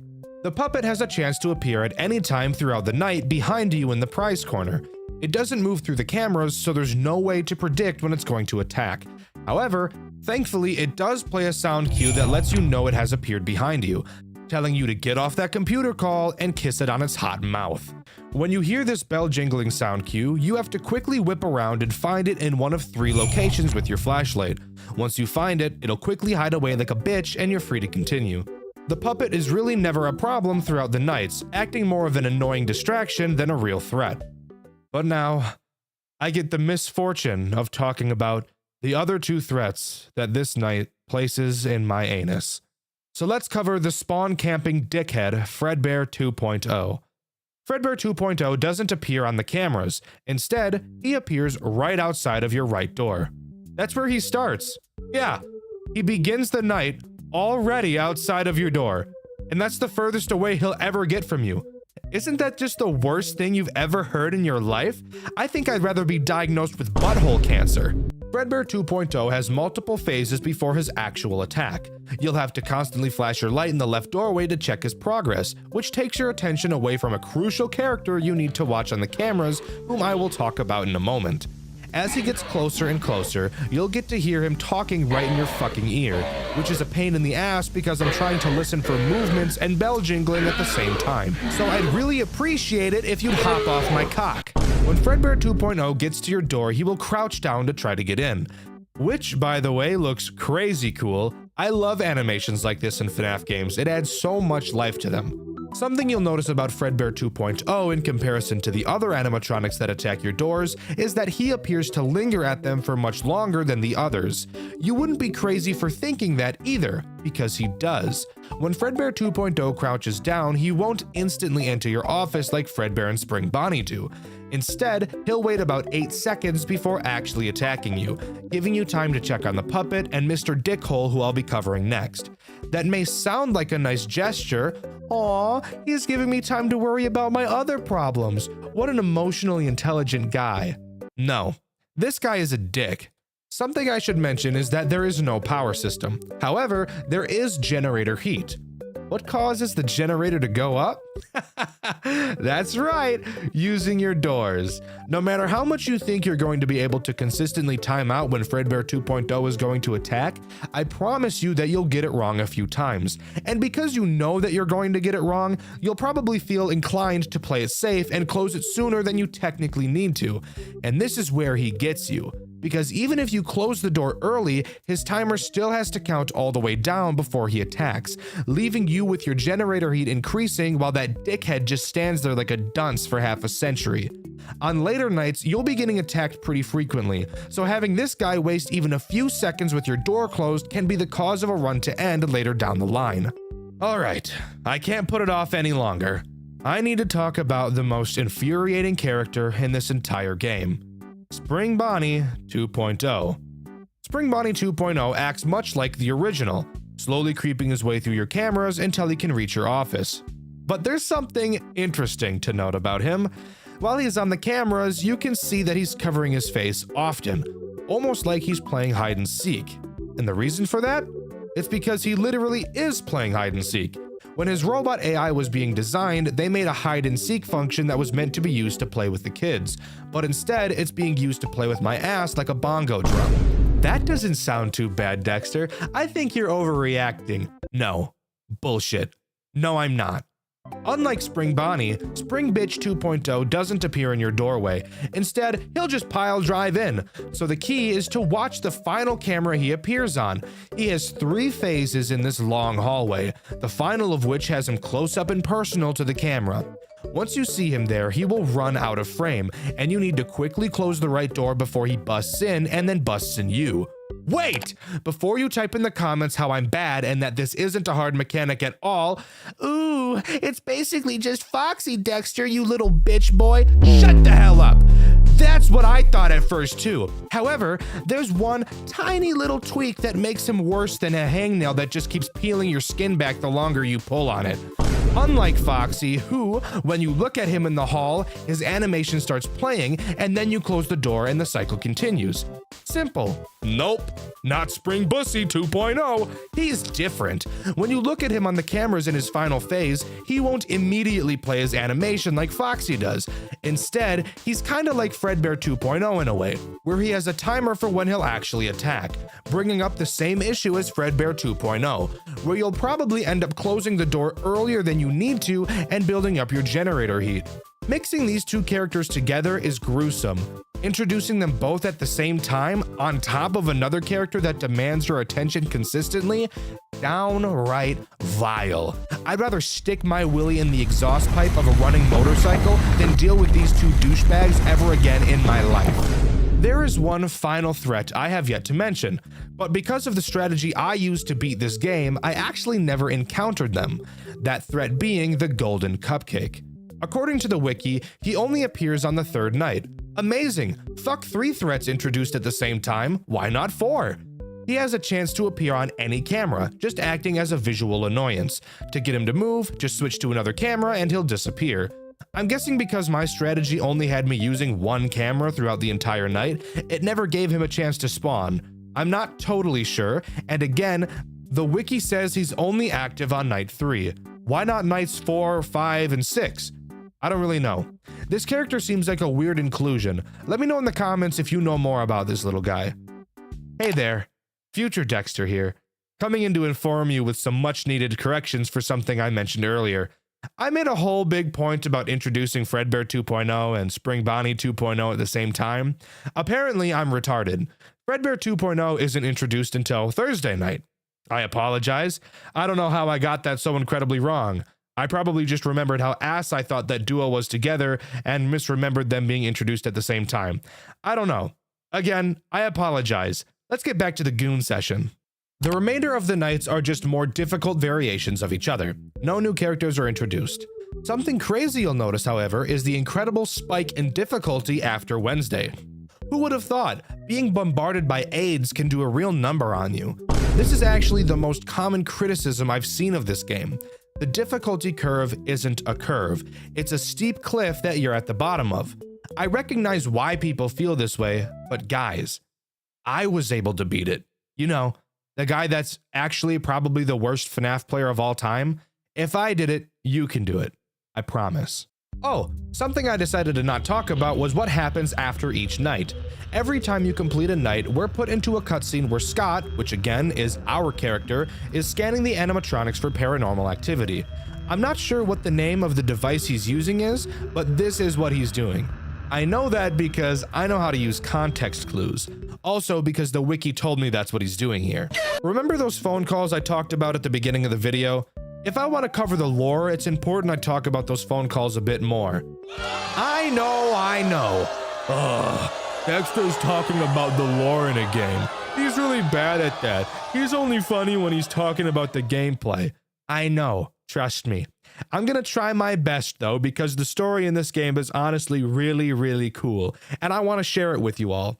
I don't want to be like some other game reviewers who tell you to just play the game for yourself to learn more. You're watching reviews to get a review. If you wanted to play the game, you'd just do that. You don't need me telling you to go play it. Night 2's phone call reveals that William has gotten a divorce, and apparently some of the workers are concerned that he's drowning himself in work. Henry tells him that safety comes first. Thank you, Henry. I would have never fucking guessed. Wednesday's call, William begins to brag about his new child-friendly animatronics. These animatronics he's talking about are Fredbear 2.0 and Spring Bastard 2.0. William reveals he's been studying child psychology. Uh-oh. In this day and age, there's only one direction this could be going. Just kidding. This isn't Dormitibus. It's not about to get weird. Afton claims his divorce is taking a toll on his mental health, but he's focusing on work to distract himself. Henry opens up about his feelings like a man never should. Some bullshit about how his only child Charlotte means so much to him, blah blah. Who cares, bro? I'm building fucking robots. That's way cooler than your lame-ass kid who can't even wipe her own ass properly. Thursday's phone call reveals that William wants to distance himself from his 2 sons and focus more on Elizabeth. I also noticed in this phone call that Afton seems a lot more passive-aggressive. Looking back on it now, that probably has something to do with his mental health. But while I was playing, I was rooting for William during these calls because of how sick and tired I was of Henry mentioning safety for the 200th time in a row. Additionally, on Thursday night, we learned that the diner is being shut down due to the disappearance of 6 children. I wonder who could have done that. Friday's phone call gets dark. Henry's daughter fucking died. RIP! Afton doesn't really seem to care. I'm with you there, William. Afton mentions he has to do something, and Henry tries to tell him to not do anything that might have negative consequences. William brushes this off as it seems he's too far gone. I'm assuming that these things that need to be done are the killing of the 6 kids. It's then around this time that William stuffs one of the kids, Cassidy McKay, into the Fredbear 2.0 suit and leaves her to rot inside Fredbear's family diner. Isn't it crazy how fucked up FNAF games are? I often forget how disturbing the actual story is when I'm making videos about these games. After the completion of Night 4, Scott scans Fredbear 2.0, and unlike the other characters scanned previously, the machine we have starts to go nuts when scanning Fredbear 2.0, likely because of the body of Cassidy inside. After the completion of Night 5, we get a monologue from William, explaining how he killed the kids and framed Henry. It has been many years since the incident that changed everything. I have done unforgivable things since then. The missing children. It was all my doing. We get the reveal of Circus Baby and hear about Elizabeth getting ganked by her. After the completion of Saturday, we get a cutscene of who I can only assume is Elizabeth, talking about needing to guide the other victims. I'm assuming Elizabeth because of how Baby guides throughout Sister Location, although I could be wrong on who this is. Finally, if you complete this game's max mode, you get one final cutscene, displaying William dying in the Spring Bonnie 2.0 suit, which is in 2D rather than 3D like the rest of the game for some unknown reason. And with that, that's all the Return to Bloody Nights has to offer as far as I'm aware. Overall, I really liked this game, but I can understand why a lot of people don't. Sure, it looks really pretty and the story is amazing, having us play as the phone guy from FNAF 1 and 2, but I think this game focuses too much on story and not enough on gameplay. Sure, the Game Jolt page does say it's primarily about the story, but I can still understand why people dislike the gameplay loop for being too repetitive and difficult, even though that's how most FNAF games end up panning out. I'm pretty sure the community liked Post Shift 2 more, which that game is just brutally difficult and confusing for the sake of being brutally difficult and confusing. So I guess that tells you where the community really is, where some appreciate Post Shift 2 over this game in terms of gameplay, which is wild, I will add. But let me know what you think. Do you agree with me, or do you think the lore doesn't make up for the gameplay flaws? Juniors is the most unique FNAF fan game I've ever played, and I have played a lot of them. Really, I've quite literally built my entire career around playing FNAF games, and Juniors is 100% the most fun I've ever had playing any FNAF game ever designed. This video is here to go over everything I love about the game and the few things that I hate, because truly, I do not believe there is currently any FNAF fan game that does the formula better than Juniors. So let's waste no more time on the intro that nobody cares about and get into the best FNAF fan game ever made. Before we begin talking about Juniors, I want to tell a bit of a story, or I guess more of a fun fact. I actually wanted to avoid playing and reviewing Juniors for the longest time. I've been getting suggestions for it since my first ever FNAF video over a year ago, and I've always decided that I didn't want to touch it. Why? Because I used to have this really cringy way of thinking. If something is popular, it must be overrated type of mentality. After finally sitting down and playing through Juniors, seeing it completely blind for my first time ever, I will never in my life think like that ever again. This game truly has made me more passionate to create content more than any other game ever has. Set your expectations as high as you want, and I guarantee Juniors will still blow them out of the water. We play as an unnamed paranormal investigator. We're assigned with exploring the supernatural presence of the restaurant Juniors. As I'm sure you may have guessed, yes, this is the same Juniors that can be seen in the Midnight Motorist minigame from Pizzeria Simulator. We wake up in a place called the Barrens, which seems to be a limbo between life and death. Looking up, we can see what I assume to be our own brain, and we soon meet a character named Paul Bear. Throughout this game, we don't learn much about Paul Bear, but he is the only friend we have throughout the game. Paul Bear explains that there is an evil presence inside of the Junior's establishment, only ever referring to it as the Ghost. Eventually, we strike a deal with Paul Bear. He agrees to help us with our investigation of Juniors, and we agreed to help Paul Bear find freedom from the Ghost by defeating it in one way or another. With that, we head to bed and start our first night. Usually, the way I talk about nights in FNAF games is pretty basic. I bring up which threats are introduced, how to deal with them, and throw in a dick joke or something. However, Juniors does the entire FNAF formula so differently from any other FNAF game I've seen, so covering this is going to be a fun change of pace. To start, Juniors completely gets rid of the sit and survive style of gameplay that most other FNAF games have. The game still has the classic 6 nights, however, each night isn't completed once you've made it to an arbitrary time limit. Instead, similar to a game like Pizzeria Simulator, progression is based on finishing tasks. Except the key difference between the tasks in Pizzeria Simulator and the tasks in Juniors is that one of those games has super fun tasks that I look forward to doing, and the other game is fucking Pizzeria Simulator. But what exactly are the tasks in Juniors? I'm so glad you asked, because these tasks are the sole reason why this game is so amazing. Throughout the night, the ghost Paul Bear was telling us about will enter one of the animatronics at random.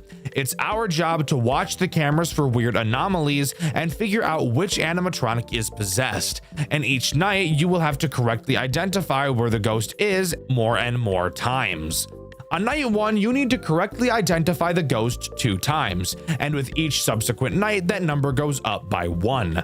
But before we really get into that, there's something else that this game does that I wasn't expecting. Typically in FNAF games, the animatronics will make their way to your office and try to attack you. This is actually not the case in Juniors. The animatronics will never come to your office. Well, at least not in the typical FNAF way, but I'll cover that in a minute. The tools at our disposal are pretty minimal. We have our cameras, control panel, and our repair room. Throughout the course of the night, if you check your control panel, you will be able to see the condition of each of the 6 animatronics. Yes, 6. You've got the main 4, with the addition of the marionette and balloon bitch, or as this game calls him, balloon baby. As the night progresses, the condition of each of these characters will decrease. If they ever go completely empty, they'll use your ass as sustenance and gobble it up. At any time, you can send one of the animatronics onto a conveyor belt that will bring the character to your repair room. Once inside the repair room, you can quickly fix them and send them back into the pizzeria. This will cause their condition to go back up to 100. However, you have to be careful, because if you send the possessed animatronic to your office, it's game over. Another thing to note is that you can't send more than one character to your repair room at a time. Moving on to the actual ghost hunting part of this game. As mentioned previously, there are 6 characters that the ghost can possess. Both at the start of the night and directly after identifying the possessed character, you will get a grace period where no animatronic is possessed. You should use that time to send the lowest conditioned animatronic to your office to be repaired. There are multiple different cues to tell you who the possessed animatronic is. It seems like throughout the nights, new clues are introduced. However, I cannot find a distinct list of what clues get introduced each night, so I'm going to be guessing based on my experience. If you know that I'm wrong, let me know in the comments below. There are 2 clues that are introduced on night 1. The first one is pretty easy: camera flickering. When an animatronic is possessed, they have a chance to cause the camera that they are currently on to start flickering. The cameras by default flicker their lights, so this is pretty subtle, but if you look closely at an actual flickering camera, you'll be able to tell that the ghost is on it, because between the flickering, the cameras will have a brief period where they go black. That sounds pretty easy, I hear you saying, and while yes, it is, this is another part of the game that I think is super cool. There aren't an insane amount of cameras to look through, and it's very common that multiple characters will be visible on a camera at the same time.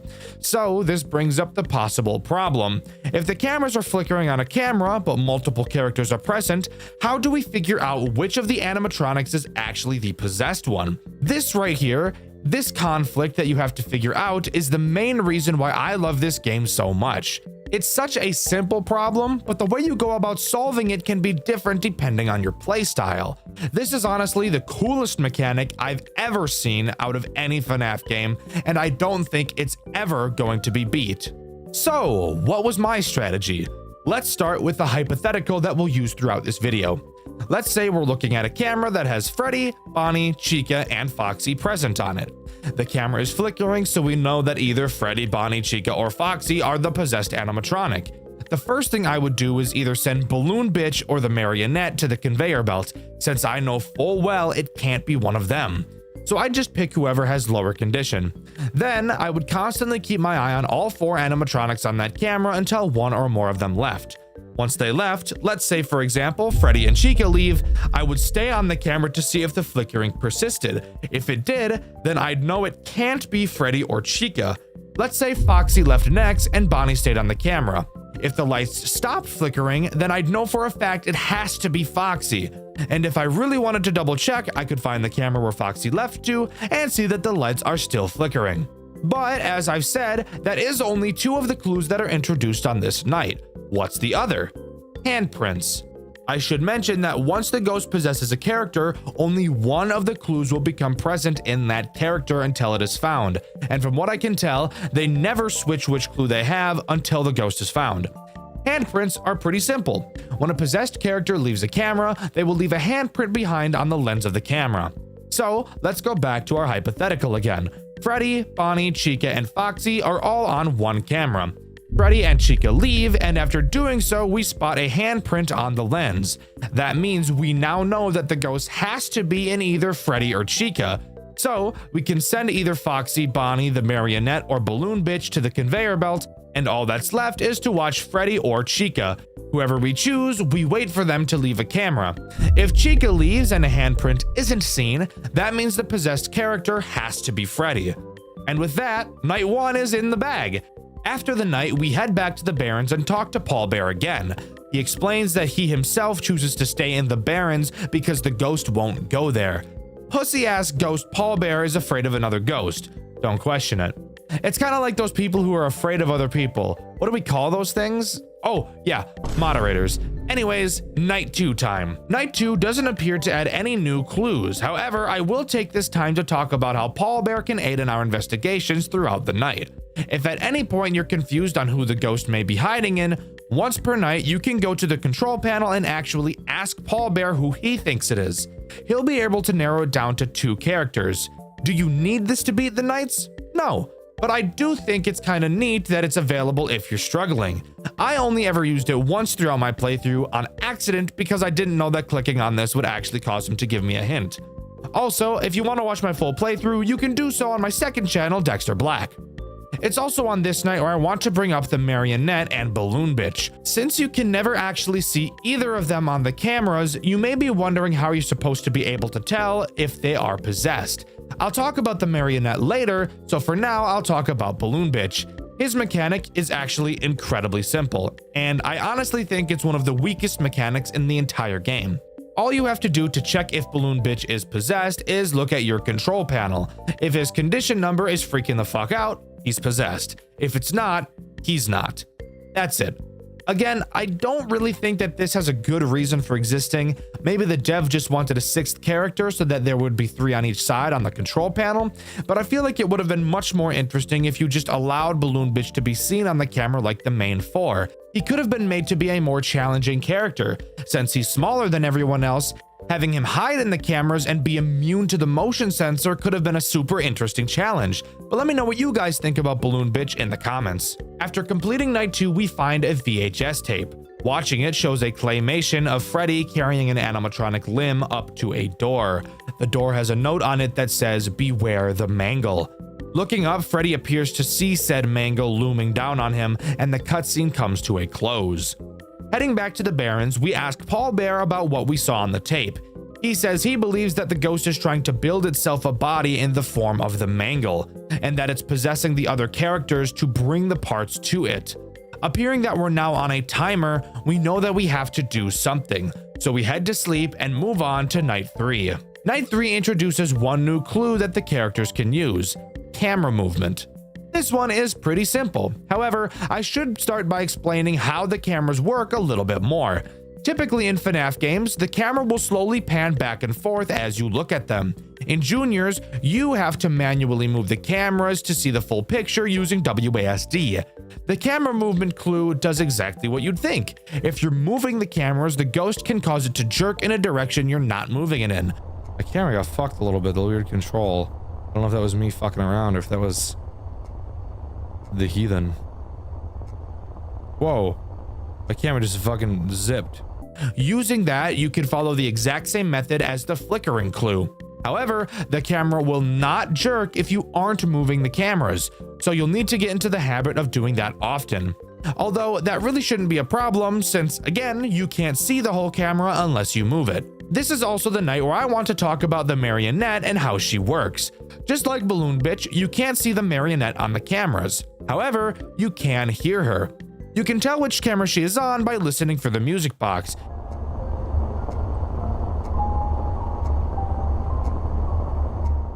If you hear it, then you know that the marionette is on whichever camera you're looking at. Fundamentally, is this different from the 4 main characters? No. However, I do think it's a super fun addition to the formula, where if we were using our hypothetical again from earlier, let's imagine all 4 of the main characters are on a camera and the camera is jerking in a random direction when we move it. Then, all 4 characters leave at the same time, but the camera is still somehow jerking. Then you notice that you've been hearing the music box the whole time and just weren't paying attention. Now you know that it has to be the marionette. It's not that it's hard to figure out, but it may be something that slips your mind as you're so focused on trying to find the ghost. I love the marionette in this game, and if you couldn't guess from my constant glaze, it's the best marionette I've ever seen out of any FNAF game. After completing night 3, we find another tape. On it, we watch the ghost leave Freddy and move to Bonnie. Then see Bonnie carry another piece of the mangle to the secret door. This is another thing I really like about this game. Even though you can't feel it, you know both you and Paul Bear are in a race against the clock, as with every passing night, the mangle gets closer and closer to being completed, and you know that once it's finished, your chances of winning become slim to none. Heading back to the Barrens, Paul Bear isn't present. Climbing up a ladder, we find him in a tree looking out at the brain. We tell him that our investigation ends soon. Paul Bear mentions that the spirits know he's in the Barrens with us by now, and we devise a plan to break into the secret room, the basement, and get to the mangle before it's put together. Sharing a moment of solace together, we head back into the restaurant.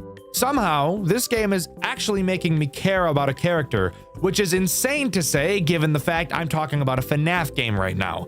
But regardless, it's on to night 4. Night 4 introduces the most ball-busting clue we've ever seen: camera malfunctions. This does exactly what you'd think. The possessed animatronic will cause a malfunction on whatever camera they are on. That means if we go back to our hypothetical, Freddy, Bonnie, Chica, Foxy, and the marionette are all on the same camera. One of them becomes possessed, so we lose the ability to see that camera. Fuck. Continuing to watch the cameras, we hear the music box stop, but the malfunction continues. We now know that it can't be the marionette. All of a sudden, the camera pops back on, and all we can see is Bonnie. Well, now we know that it can't be Bonnie. Now we look around the cameras until we find the malfunctioning one again. As we look, we spot Foxy on a camera. We now know that the ghost is either Freddy or Chica.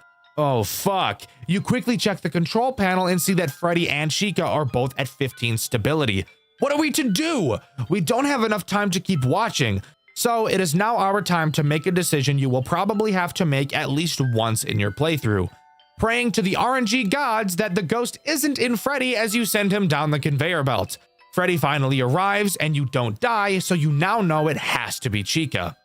Realistically, this exact situation doesn't happen all too often, but I do think this malfunction clue is by far the most stressful out of all of them. I think it adds a new type of tension that the game needed. I love this clue. I think it adds a whole new interesting way of analyzing the threat. It's fantastic. After completing the night, we find another VHS. In it, we see the ghost possess Chica while she's sleeping, and she takes another piece to the basement.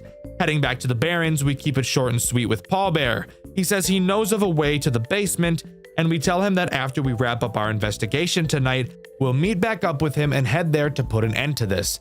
Heading to bed, it's on to night 5.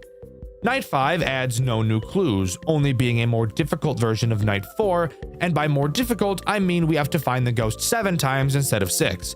I'm really out of things to talk about when it comes to the night sections, as I've talked about everything that's relevant throughout them. All we have left to talk about now is in the basement. After completing night 5, we get one last tape revealing all of the characters awakening the Mangle, a foreshadow of what's to come. Heading back to the Barrens, Pallbear explains the plan. We'll go along with whatever the Mangle has planned and lure her into the Barrens and trap her forever. We say our final goodbyes to Pallbear and enter the basement, not knowing what's ahead of us. Upon entering the basement, we're greeted to a new office. The basement serves as night 6, the boss fight night. I'm just gonna put this out here right now. I am not a fan of night 6, gameplay-wise at least. I think it looks great and I think it serves excellent story purposes, but I think it's a massive step back from the core loop of the game. The basement is set up exactly how the office from FNAF 2 is. 2 open vents to your left and right, and a large hallway in front of you. You have access to a flashlight, cameras, and a Bonnie mask. Yes, it's literally just FNAF 2, even equipped with a music box to constantly wind throughout. Maybe this is the reason I don't like this night. Just kidding, it's not a maybe. Of course this is the reason I don't like it. I'm not a huge FNAF 2 fan personally, so seeing it in a FNAF game that I really like puts a bad taste in my mouth. However, I'm not going to let that discourage me. How does this night play, and are there any redeeming qualities? Throughout the night, all you have to do is wind the music box and put on your mask whenever the animatronic enters your office. If you ever see Foxy in the hallway, flash your light at him. Guys, it's literally just FNAF 2. I really don't have to explain this to you. The characters even look different on this night, and in the extras menu, this version of them is called Withered. It's FNAF 2. That's it. That is until the halfway mark. What the fuck? We were the Mangle. What the fuck? Conveyor belt. Yo! What the fuck? Yo, the time's all fucked. What the fuck is that thing? Oh, nah. Halfway through the night, your control panel will be forced up. You'll be able to see the conveyor belt and watch as each character makes its way through. Several sticky notes ridiculing you. Every single animatronic sacrifices its body to the Mangle, and it's finally time for the final fight. The Mangle enters the building, and now is the perfect time to talk about how fucking disgusting these character models look, especially Mangle. The level of detail in these characters is insane. Seeing Mangle on the cameras is probably the most uncomfortable thing about this entire game. She's so gross and it's super cool. But I do have to ask the question, why the fuck do they look like this? Is our main character going insane and imagining that they look like monsters more than they do? Or did the manufacturers of these robots actually design the most fucked up creepy robots of all time? Anyways, once the Mangle spawns, the way this night is played changes. Now, for some unknown reason, Mangle has an owl attached to her. Does that make sense? I'm sure there's a reason for it, but I can't for the fuck of me figure out what that might be. Occasionally, this owl head will appear in either of your 2 vents. When it does, all you have to do is put the mask on until it leaves. Mangle herself has a chance to appear in the hallway. As far as I can tell, she has no sound cues, so you have to constantly check for her yourself. When she's there, hold the flashlight on her until she leaves. Finally, we have the most soul-sucking, nutsack-tearing, butthole-puckering mechanic in the entire goddamn game. The Ghost. The Ghost can appear on any camera. You'll be able to tell because you can see her hand. When you see the Ghost, all you have to do is hold the light on the camera until it disappears. You might be asking yourself, why the fuck is that a problem? That sounds even easier than the owl. Hell, I almost guarantee you will never be able to see the cameras in your entire fucking life. Why? Well, as I'm sure you're aware if you've ever played a FNAF game before, when a character moves from one camera to another, it's very common for the camera to go black for a moment. This is done so that you don't see the characters teleporting out of sight. However, the Mangle moves so goddamn cocksucking fast through the cameras that they will be black for about, 90% of the fucking night. Meaning that, very rarely will you be able to check if the Ghost is on a camera. Could we stop? Could we stop? Literally, what the fuck am I supposed to do? She's moving around the camera so fast, I can't even fucking look to hold the light on her. I feel like this is unintentionally difficult, but it's actually so bullshit, it's not even close to fun. This is the main reason why I dislike Night 6 as much as I do. Dying because I couldn't find the ghost because I can't see the fucking cameras for more than 0.3 seconds every 14 decades is not fun. It ruins the pacing of the game and destroys all immersion I had in the situation. But if you can manage to not get fingered by the ghost, you'll survive to 6 AM and lure the ghost into the Barrens. The ghost grabs Paul Bear, revealing he himself is a costume, not an actual plush bear. Surprise, surprise. This should have been obvious. The ghost tells Paul Bear she's going to kill us, but we quickly run up behind her while she's distracted and fucking gank her ass. Dead kids! Rah! Rah! The screen cuts to black. We learn 5 years later, Juniors would reopen after some significant rebranding, focusing on, quote, family fun and above all safety. A line that should be familiar sounding if you've played the official games. Finally, a character named Jeremy is asked when they're free to start the job. Let's pause. This twist is pretty damn cool. We saw an exact replica of the FNAF 2 office on Night 6, and now we learn that Jeremy Fitzgerald is being hired. Of course, knowing the official lore, Jeremy was the night guard in Five Nights at Freddy's 2, and the family fun and above all safety is something the phone guy says in FNAF 2 as well, which would lead me to believe that the rebranding of Juniors was to Freddy Fazbear's Pizza in the form of the pizzeria we see in Five Nights at Freddy's 2, using the toy animatronics and the layout we find in the basement. But with that final awesome twist, Juniors comes to a close. Overall, I think Juniors is unironically the best Five Nights at Freddy's game I've ever played, even beating out the official games. Sure, I'm not the biggest fan of the final boss night, but the rest of the game easily makes up for that shortcoming. Juniors is 100% at the top of my fan game tier list, and I highly doubt it will be losing that position anytime soon. But let me know what you think. Do you agree with me, or do you think Juniors is actually poopy dog shit? What's the coolest thing you've ever seen a FNAF game do? Has there ever been a moment where you're playing a game and something is revealed that absolutely blows your mind? I've recently been suggested a FNAF game that did exactly that, and I'm very excited to share it with you all. Today, I'll be talking about Fredbear's Fright, an amazing FNAF fan game made in 2017 by Garrett McKay. This game is heavily tied to the original Five Nights at Freddy's lore, with a twist at the end you're not going to want to miss, so I recommend sticking around to the end because its ending is actually crazy. Let's not waste any more time and jump right into it. Fredbear's Fright opens with a cutscene that takes place in the office from FNAF 1. The screen turns upside down, and I'm actually not totally sure why that happens. If you guys know why, let me know in the comments. Afterwards, we're sent to the menu and we can jump straight in to night 1. Something really interesting about this game is that it actually takes place in the original Freddy Fazbear's location with a few tweaks. You'll notice the only door you have is your left one, the right door being replaced with a small vent on the ground that can also be closed via door. You can see above the vent a panel with numbers on it, but we'll get into what that is later. Additionally, on the ceiling there's a lever you can pull that causes water to sprinkle into the office. I will get to that in a moment also. The animatronics in this game are mostly original aside from the two main ones, those being Dismantled Spring Bonnie and Dismantled Fredbear.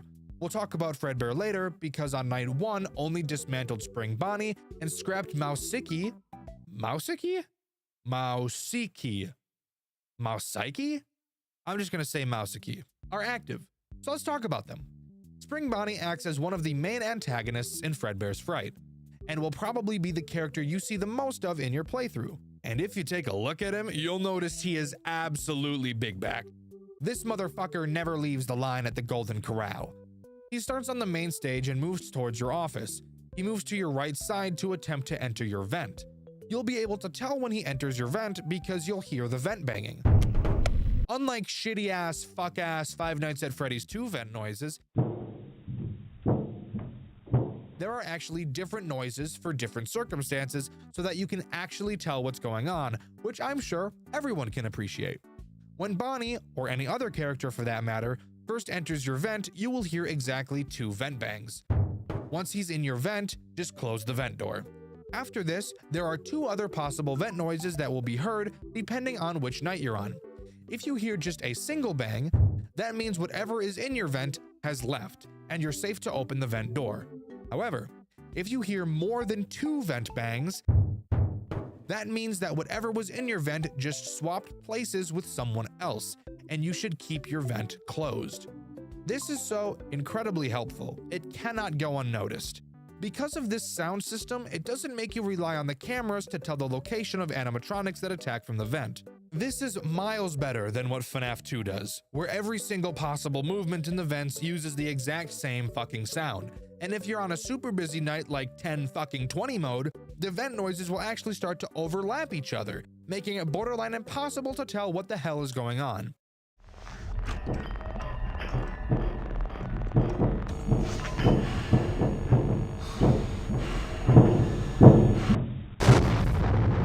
Now let's talk about scrapped Mouseikie. Mouseikie is only ever visible on 2 cameras, camera 7 and camera 6.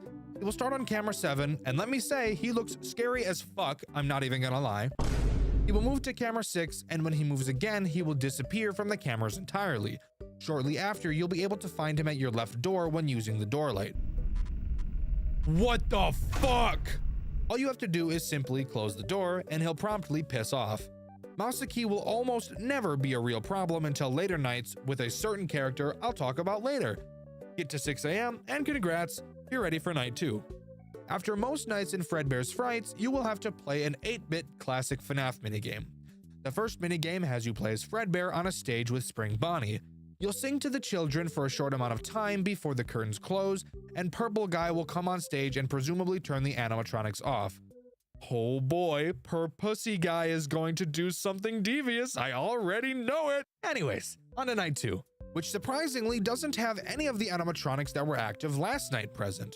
This night introduces 4 new characters: Dismantled Fredbear, the Hand Puppets, and Prototype. No, not the Prototype from Poppy Playtime. I don't know why I assumed you think it was. Probably because all you chronic gooners are brain rotted. Yeah, we'll go with that. Dismantled Freddy is one of the easiest animatronics to deal with. However, he can be pretty annoying when he attacks at a non-optimal time. Fredbear begins on stage just like Bonnie, he'll make his way to your office. But unlike every other character, you cannot prevent him from entering your office. He enters a room that you can't see on your cameras that's located behind your office. Once there, he'll wait for you to lift up your camera. You'll be able to hear that he's entered your office when you hear 2 thumps. Upon pulling your camera down, you'll be able to see him standing in front of you menacingly, and as tempted as you might be to immediately become physically affectionate with him, I encourage you to rethink your choices because you have to remember that he's a robot and not an actual living being that you can have relations with. This is where the sprinkler system becomes important. On the bottom of your screen, you'll see a water meter, indicating how much water you have left. When you pull the lever on the ceiling, water will start to rain down and decrease your meter. It's very important you don't use this water up because it's directly how you deal with Fredbear. The phone guy tells us that water will mess with the animatronics because, no shit, they're robots. He really didn't have to explain that one to us, but okay. So when Fredbear is in your office, just spray some water on him and he'll eventually go away. Something I want to mention is how unlikely it is that you'll run out of water. Even on the harder nights, I never had to deal with Fredbear more than like 3 times, and it doesn't take much water to make him go away. Safe to say, Fredbear is never a character you'll really have to worry about. That is, considering he doesn't show up when someone is at your door or enters your vent. You see, when Fredbear is in your office, you will be unable to interact with any buttons in your office besides the water lever. This means no closing the door, checking the hall light, or closing the vent door. I'm sure you can see where this could become a big problem. Let's move on to the hand puppets. There are 2 of them, a Spring Bonnie puppet and a Fredbear puppet, both of them being on the same camera. However, these 2 puppets move separately from one another, really acting as 2 animatronics. However, they function the same. Both act exactly the same as Spring Bonnie, going to the right vent and attempting to enter your office. You deal with them the same way as you do Bonnie, just by shutting the vent. The same vent noise system still applies with these 2. And my theory for their existence is purely to force you to listen and understand the vent noises, which is something I think is actually really cool. The final character to talk about is Prototype. Oh boy, Prototype. Prototype acts as the Foxy of this game. Similar to him, he has several phases on Cam 1B. He will slowly move through these phases, and just like Foxy, can be slowed down by watching him on the cameras. Once he leaves Cam 1B, you know he's on his way to your office. Oh, fuck! The endoskeleton! It's on the move, bro! And you'll have to quickly close your left door. But there is a problem you'll probably notice. The game mentions that you'll know the prototype has reached your door when he pounds on it, just like Foxy does. Except the only problem with that is, at least for me, no pounding sound is ever played. I never had a sound cue from Prototype. Instead, what I had to do was check the cameras to see if he had gone back to camera 1B. This wasn't really a huge issue for me overall, since I was constantly checking the camera throughout the night anyways, but I did probably end up losing way more power than I ever needed to. Something I want to mention about the power system, by the way. It's incredibly forgiving. You'll notice it decreases pretty slowly even when you're using a lot of power draining systems at a time. Power is usually something you'll never have to really worry about. Obviously, if you keep your doors closed all night, you're going to have a problem, but if you're playing normally, you probably won't even end up thinking about your power. But now, let's talk about Night 2's post-night minigame. In this game, you play as Foxy, dancing for the kids on stage before the curtain close, and Purpley Werpley fucks his shit up, ending the minigame. That's really it. Time for Night 3. Night 3 includes Bonnie, Prototype, Mousakey, the hand puppets, and a brand new character who is incredibly stress-inducing, Scrapped Fredbear. Scrapped Fredbear acts as an incredibly unique character that will cause more anxiety than driving right next to a semi-truck. Scrapped Freddy technically isn't a threat to you, at least lore-wise he isn't. According to the help menu, Scrapped Freddy doesn't actually want to hurt you. Scrapped Freddy works a lot like Golden Call from Dormitibus. He'll wander around the camera until he finds a phone. When he does, he'll call your office and give you a code to deactivate his AI. This is, again, according to his help menu, because he doesn't want to attack you, which I think is really interesting. When he calls your office and lists this code, you will have to use the number pad I mentioned earlier in this video to punch in the numbers. You don't have to press them as he's saying them, but once he's done reading off the code, he will hang up after a short amount of time, and if you don't have the code typed in by the time he hangs up, your ass is on the line and he's about to snort that shit. Typically, he gives you 4 numbers, but I've had him give me 5 or sometimes even 6. This can become very stressful, because you'll need to keep track of everything else going on, so you don't really have the time to put everything on pause just to focus on the code. So you'll have to keep repeating the code in your head so you don't forget as you're dealing with all of the other problems. Ooh. 5, 7, 4, 2, 5.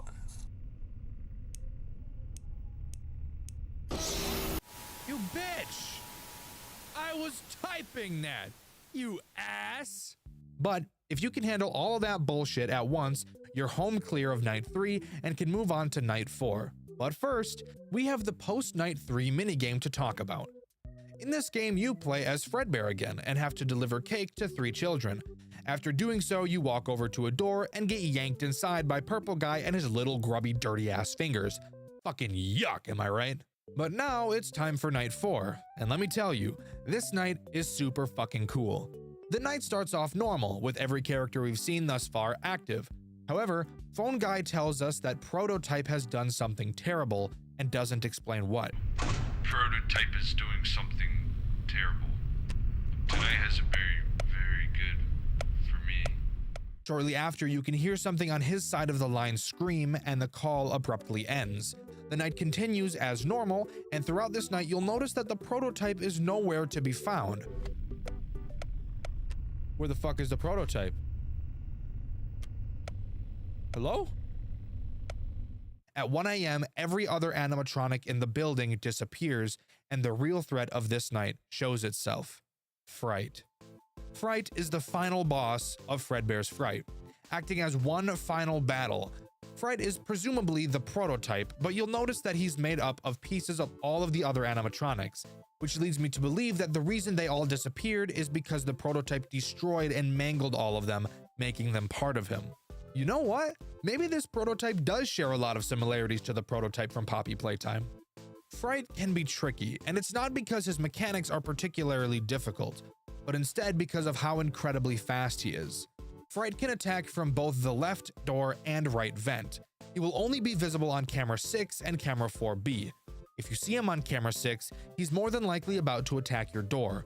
The moment he disappears from the camera, very quickly he will be at your door. Close it as fast as you can because you will not have much time. You'll have to keep checking the cameras to figure out when he's left your door, and when he does, it won't be long until he attacks you again. If you see him on camera 4B, he's about to attack your vent. Same thing with camera 6. When he leaves, you'll soon hear him pound on your vent, and you'll quickly need to close it. Again, this night isn't hard because of what Fright does, it's hard because of how fast he does it. You'll need to be on your toes all night and be precise while also keeping your cool. This night acts as a very fun and quick night. It's incredibly satisfying to play once you get into the groove, which is something I really like about this game. It's very satisfying to play because it's balanced very nicely. If you can control your nerves until 6 a.m., the night ends. But not how you might think. Rather than getting your 6 a.m. screen, Fright reaches your office, and there's no way to stop this from happening. You get jump scared by him, and a cutscene begins. The cutscene looks to take place in the original FNAF 1 location before the reworks to the building that we've seen in the game. Whoever we're playing with holds up a phone and makes a call. It's at this moment we get what I feel is one of the coolest scenes from any FNAF game I've ever played. It's revealed that we're the phone guy from FNAF 1, and we start giving the call you can hear on night 4 of Five Nights at Freddy's 1, which of course is the infamous death of his character, except this time we see it from his point of view. Yeah, I always wondered what was in all those empty heads. Dude, what? What? Oh no. Oh damn! Yo, that was fucking sick! Dude, we were playing as the phone guy, you're joking! And this is how night 4 concludes. This is actually so fucking cool. This reveal right here is the main reason I chose to make a video about this game. It's so simple, but I absolutely love it when games have fun reveals like this. But would you believe me if I said Night 5 was even cooler? Let's talk about it. Night 5 takes place in the unmodified FNAF 1 building, with us playing as the phone guy again. But this time, we're in the back room stuffed in a suit. This night actually takes place sometime after he made the call on night 4, revealing that Freddy never killed him in the office, instead dragging him to the back room and stuffing him into one of the empty spring lock suits that he wanted Michael to check on. This night consists of phone guy trying to survive until 6 a.m. so that someone can come and rescue him in the morning from the suit he's trapped in. You'll notice that this night starts at 2 a.m. instead of 12. This is because it takes place technically during night 4, which he made his final call during. So of course, some time has passed. This is so fucking cool! I can't get enough of this. But let's talk about the gameplay of this night. You have to prevent the spring lock suit you're sitting in from closing by holding space. Throughout the night, Freddy and Bonnie will be checking in on you by opening the door and watching you. Whenever either of them peek in, you'll have to stop holding space and play dead. Once they leave, you're free to continue. Additionally, you'll have frequent hallucinations that will require you to close your eyes by pressing shift. The hallucinations make very loud noises and closing your eyes blocks your vision. Fucking obviously. So, when you have your eyes closed, I'd let go of space, since you won't be able to tell when Freddy or Bonnie enter. If they see that you're alive, they'll definitely gobble you up like the little gobble monsters they are. After surviving until 6 a.m., the night ends, and we get one final post-night minigame. This final minigame requires us to press A. When we do, we see Purple Guy press a button that seemingly activates the 4 animatronics. They walk out from behind a curtain and are in much worse shape than we've seen them in previous minigames, actually appearing to look like their nightmare variants from FNAF 4. They follow Afton into a room with the locked box from Five Nights at Freddy's 4 with a key laying next to it. If you click this key, you'll actually be able to collect it. The game ends soon after, whether you grab the key or not, giving you the normal ending. So, how do you get the true ending? Well, as I'm sure you could have guessed, we need to find the second key and unlock that box we see in the minigame. But where is the second key? I don't ever remember seeing it up until this point. Well, that's because it's actually very out of the way. On any night from nights 1 to 4, if you go to camera 6 and click on the Freddy poster in the background, you'll be sent to a secret minigame. In this minigame, you play as Freddy and just have to move him across the screen and grab the key hanging from the ceiling. After you grab it, the minigame ends. Now, you might think you need to replay the 4th night minigame to open the box at the end, but that would actually be incorrect. Instead, we get the ability to open the box after we finish one final challenge, Insane Mode, which is accessed through the Extras menu. Insane Mode is exactly what you think it'd be, a high-pressure, difficult night where all characters are active. The only real problems of this night are Prototype and Scrapped Fredbear, because they have a pretty deadly combo when you have to take time to punch in Freddy's code while Prototype is having to move. Since you won't be able to watch and stall him enough to stop him from charging your door, most other characters aren't a huge problem. Just make sure you're really listening and paying attention to the vent noises so you know when you should have the vent closed and when it's safe to keep it open. After you beat Insane Mode, you will see the locked box.